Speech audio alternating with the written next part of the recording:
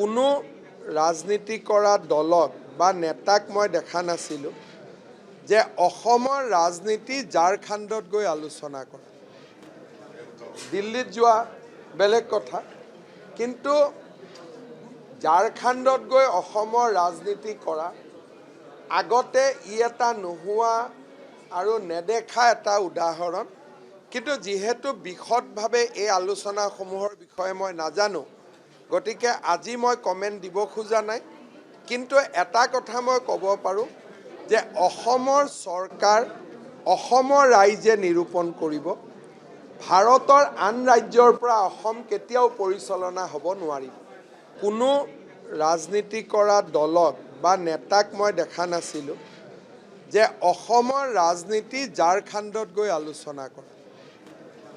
দিল্লীত যোৱা বেলেগ কথা, কিন্তু ঝাৰখণ্ডত গৈ অসমৰ ৰাজনীতি কৰা আগতে এটা নোহোৱা আৰু নেদেখা এটা উদাহৰণ। কিন্তু যিহেতু বিশদভাৱে এই আলোচনাসমূহৰ বিষয়ে মই নাজানো, গতিকে আজি মই কমেণ্ট দিব খোজা নাই। কিন্তু এটা কথা মই ক'ব পাৰোঁ যে অসমৰ চৰকাৰ, অসমৰ ৰাইজে নিৰূপণ কৰিব। ভাৰতৰ আন ৰাজ্যৰ পৰা অসম কেতিয়াও পৰিচালনা হ'ব নোৱাৰিব।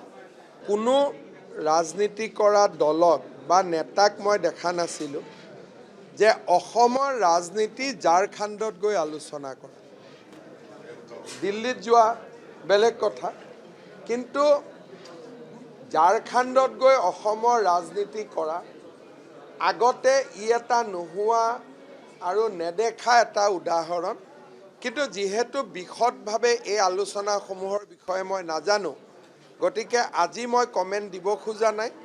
কিন্তু এটা কথা মই ক'ব পাৰোঁ যে অসমৰ চৰকাৰ, অসমৰ ৰাইজে নিৰূপণ কৰিব। ভাৰতৰ আন ৰাজ্যৰ পৰা অসম কেতিয়াও পৰিচালনা হ'ব নোৱাৰিব। কোনো ৰাজনীতি কৰা দলক বা নেতাক মই দেখা নাছিলোঁ যে অসমৰ ৰাজনীতি ঝাৰখণ্ডত গৈ আলোচনা কৰা। দিল্লীত যোৱা বেলেগ কথা, কিন্তু ঝাৰখণ্ডত গৈ অসমৰ ৰাজনীতি কৰা আগতে এটা নোহোৱা আৰু নেদেখা এটা উদাহৰণ।